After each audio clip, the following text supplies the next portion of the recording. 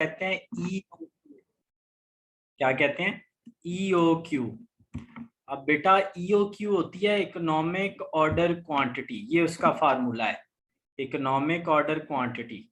EOQ क्या होती है? Economic order quantity. Economic order quantity क्या होती है सर? इकोनॉमिक ऑर्डर क्वांटिटी होती है जिसके अंदर, जिसमें हमें ऑर्डरिंग और कैरिंग, ऑर्डर होता है, ऑर्डरिंग होता है, ऑर्डर से लेकर डिलीवरी तक जो कॉस्ट होती है ना, कोई भी चीज जब हम ऑर्डर करते हैं, ऑर्डर से लेकर डिलीवरी तक जितने खर्चे होते हैं उसको कहते हैं ऑर्डरिंग कॉस्ट। और कैरिंग होता है डिलीवरी के बाद जब तक वो बिक नहीं ना जाती तब तक उसको पास रखने की जो कॉस्ट होती है उसको कहते हैं कैरिंग कॉस्ट। उसको क्या कहते हैं? Carrying cost. ऑर्डरिंग कॉस्ट और कैरिंग कॉस्ट, ठीक हो गया। AR होता है एनुअल रिक्वायरमेंट, AR होता है एनुअल रिक्वायरमेंट्स। OC होता है ऑर्डरिंग कॉस्ट, CC होता है कैरिंग कॉस्ट। अच्छा बेटा, जब आप इस फॉर्मूले में डेटा पुट करोगे तो क्या आंसर आएगा सर? आंसर आएगा EOQ, economic order quantity.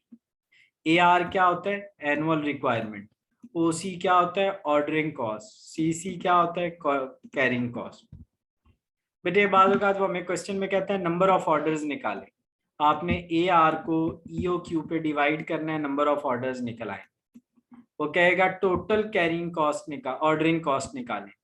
Ordering cost को नंबर ऑफ ऑर्डर से मल्टीप्लाई करना है, टोटल ऑर्डरिंग कॉस्ट आ जाएगी। एवरेज कॉस्ट निकालें बेटा, EOQ को 2 पे डिवाइड करना है तो एवरेज कॉस्ट निकल आएगी।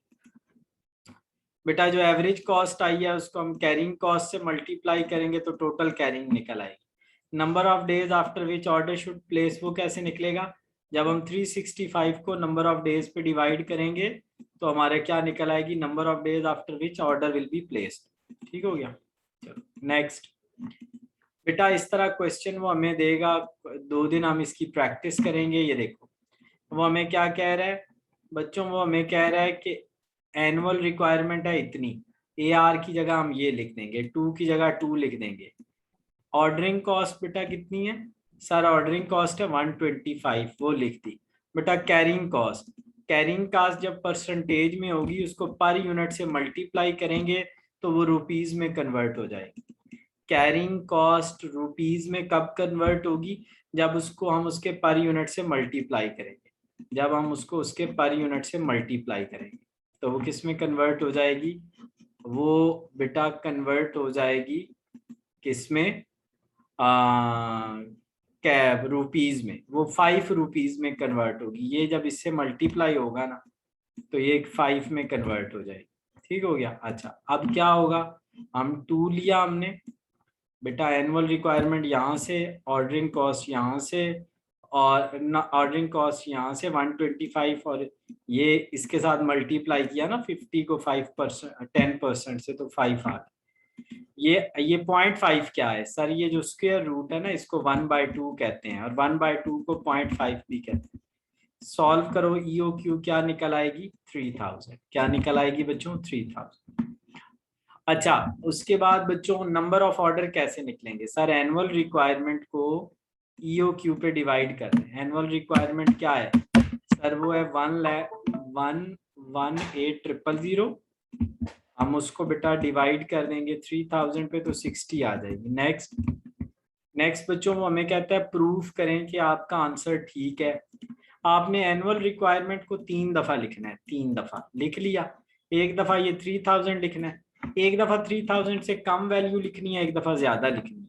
एक दफा 3000 से कम वैल्यू लिखनी है और एक दफा ज्यादा लिखनी है। लिख ली सर ये जो 3000 से कम और ज्यादा लिखनी है ये कहाँ से लेंगे? आपकी मर्जी है, जो मर्जी है लेने। प्रूफ करना है, प्रूफ करना है कि कम करें तो फिर भी कॉस्ट बढ़ जाती है, और ज्यादा आप चाहे 0 कर दें, ऊपर नीचे वैल्यू 0 कर दें, आपकी मर्जी है, जो मर्जी है कर। ठीक है बेटा, तो ये 3000 है। इसके कम मैं यहाँ 2000 भी लिख सकता हूँ, यहाँ 4000 भी लिख सकता हूँ, मेरी मर्जी है। बेटे मैंने क्या किया सर? आपने क्या किया कि इनको आपस में डिवाइड किया, ये आंसर, ये ऑर्डर साइज निकल आएगा ना जिसको हम नंबर ऑफ ऑर्डर कहते हैं, NO नंबर ऑफ ऑर्डर। ये हमारी क्या है? Ordering cost 125। तो ये इससे मल्टीप्लाई ये इससे मल्टीप्लाई ये इससे मल्टीप्लाई ये। बच्चों एवरेज कॉस्ट सर इसको 2 पे डिवाइड, इसको 2 पे डिवाइड, इसको 2 पे डिवाइड।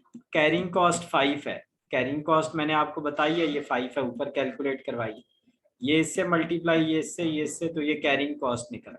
अब हम क्या करेंगे, इसमें इसको ऐड, इसमें इसको ऐड, इसमें इसको ऐड, तो ये हमारी, आप अब देखें कि ये जब 3000 ऑर्डर है तो 15000 है, जब कम किया तो 18500 होगी, बढ़ गई, जब ज्यादा किया फिर भी बढ़ गई, 15000 से क्या हो गई, बढ़ गई ना। जब ऑर्डर हमने बड़ा किया फिर भी बढ़ गई, कम किया फिर भी बढ़, ये इसको कहते हैं प्रूफ करना, इसको कहते हैं प्रूफ करना। तो बेटे अब इस पूरे क्वेश्चन की आपने बहुत अच्छे से प्रैक्टिस करनी है।